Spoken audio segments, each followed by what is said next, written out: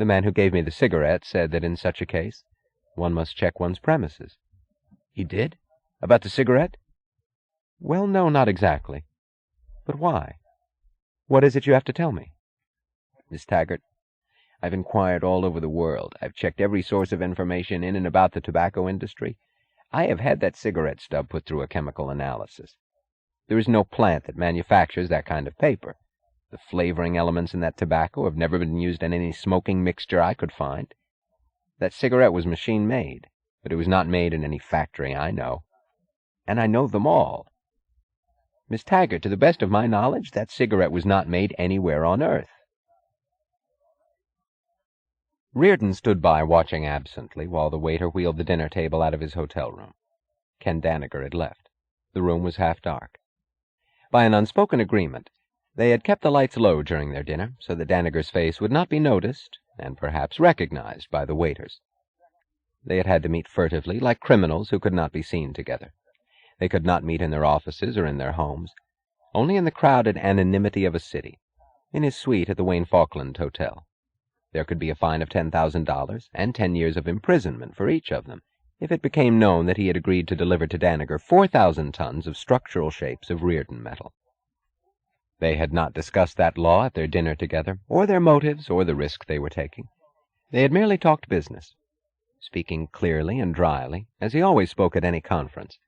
Danager had explained that half of his original order would be sufficient to brace such tunnels as would cave in, if he delayed the bracing much longer, and to recondition the mines of the Confederated Coal Company, gone bankrupt, which he had purchased 3 weeks ago. "It's an excellent property, but in rotten condition. They had a nasty accident there last month, cave-in and gas explosion, 40 men killed." He had added, in the monotone of reciting some impersonal statistical report. "The newspapers are yelling that coal is now the most crucial commodity in the country. They are also yelling that the coal operators are profiteering in the oil shortage. One gang in Washington is yelling that I'm expanding too much and something should be done to stop me because I am becoming a monopoly. Another gang in Washington is yelling that I'm not expanding enough and something should be done to let the government seize my mines because I'm greedy for profits and unwilling to satisfy the public's need of fuel. At my present rate of profit, this Confederated coal property will bring back the money I spent on it in 47 years. I have no children. I bought it because there's one customer I don't dare leave without coal, and that's Taggart Transcontinental. I keep thinking of what would happen if the railroads collapsed." He had stopped, then added, "I don't know why I still care about that, but I do. Those people in Washington don't seem to have a clear picture of what that would be like. I have." Reardon had said, "I'll deliver the metal. When you need the other half of your order, let me know. I'll deliver that too." At the end of the dinner, Danager had said in the same precise, impassive tone, the tone of a man who knows the exact meaning of his words, "If any employee of yours or mine discovers this and attempts private blackmail, I will pay it within reason, but I will not pay if he has friends in Washington. If any of those come around, then I go to jail." "Then we go together," Reardon had said. Standing alone in his half-darkened room, Reardon noted that the prospect of going to jail left him blankly indifferent. He remembered the time when, aged 14, faint with hunger, he would not steal fruit from a sidewalk stand. Now the possibility of being sent to jail, if this dinner was a felony, meant no more to him than the possibility of being run over by a truck, an ugly physical accident without any moral significance. He thought that he had been made to hide, as a guilty secret, the only business transaction he had enjoyed in a year's work, and that he was hiding as a guilty secret his nights with Dagny, the only hours that kept him alive.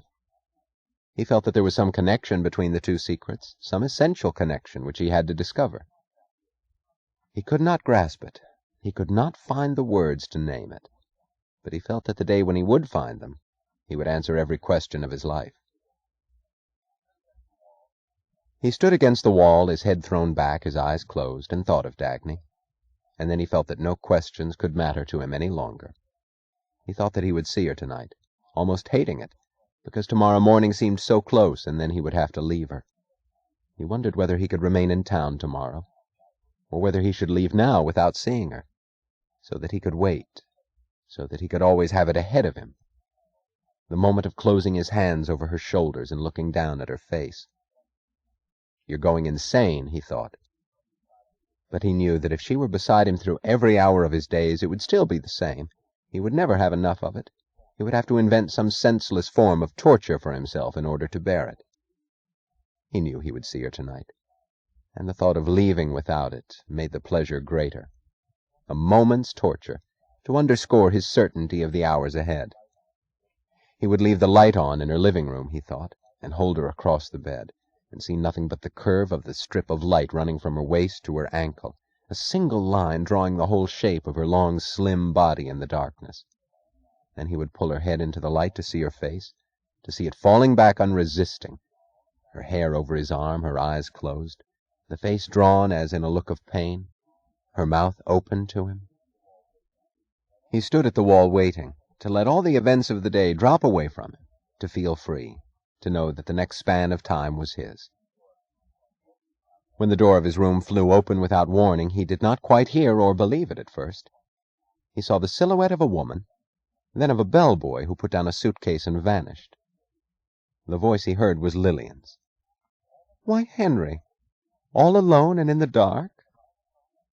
She pressed a light switch by the door. She stood there fastidiously groomed, wearing a pale beige traveling suit that looked as if she had traveled under glass. She was smiling and pulling her gloves off with the air of having reached home. "Are you in for the evening, dear?" she asked. "Or were you going out?" He did not know how long a time passed before he answered, "What are you doing here?" "Why, don't you remember that Jim Taggart invited us to his wedding? It's tonight." "I didn't intend to go to his wedding." "Oh, but I did." "Why didn't you tell me this morning before I left?" "To surprise you, darling." She laughed gaily. "It's practically impossible to drag you to any social function, but I thought you might do it like this on the spur of the moment, just to go out and have a good time as married couples are supposed to. I thought you wouldn't mind it. You've been staying overnight in New York so often." He saw the casual glance thrown at him from under the brim of her fashionably tilted hat. He said nothing. "Of course I was running a risk," she said. "You might have been taking somebody out to dinner." He said nothing. "Or were you perhaps intending to return home tonight?" "No." "Did you have an engagement for this evening?" "No." "Fine." She pointed at her suitcase. "I brought my evening clothes. Will you bet me a corsage of orchids that I can get dressed faster than you can?" He thought that Dagny would be at her brother's wedding tonight. The evening did not matter to him any longer. "I'll take you out if you wish," he said. "But not to that wedding." "Oh, but that's where I want to go. It's the most preposterous event of the season, and everybody's been looking forward to it for weeks, all my friends. I wouldn't miss it for the world. There isn't any better show in town, nor better publicized. It's a perfectly ridiculous marriage, but just about what you'd expect from Jim Taggart." She was moving casually through the room, glancing around, as if getting acquainted with an unfamiliar place. "I haven't been in New York for years," she said. "Not with you, that is. Not on any formal occasion." He noticed the pause and the aimless wandering of her eyes, a glance that stopped briefly on a filled ashtray and moved on. He felt a stab of revulsion. She saw it in his face and laughed gaily. "Oh, but darling, I'm not relieved. I'm disappointed. I did hope I'd find a few cigarette butts smeared with lipstick." He gave her credit for the admission of the spying, even if under cover of a joke. But something in the stressed frankness of her manner made him wonder whether she was joking. For the flash of an instant he felt that she had told him the truth. He dismissed the impression because he could not conceive of it as possible. "I'm afraid that you'll never be human," she said. "So I'm sure that I have no rival. And if I have, which I doubt, darling, I don't think I'll worry about it. Because if it's a person who's always available on call without appointment, well, everybody knows what sort of a person that is." He thought that he would have to be careful. He had been about to slap her face. "Lillian, I think you know," he said, "that humor of this kind is more than I can stand." "Oh, you're so serious," she laughed. "I keep forgetting it. You're so serious about everything, particularly yourself." Then she whirled to him suddenly, her smile gone. She had the strange pleading look which he had seen in her face at times, a look that seemed made of sincerity and courage.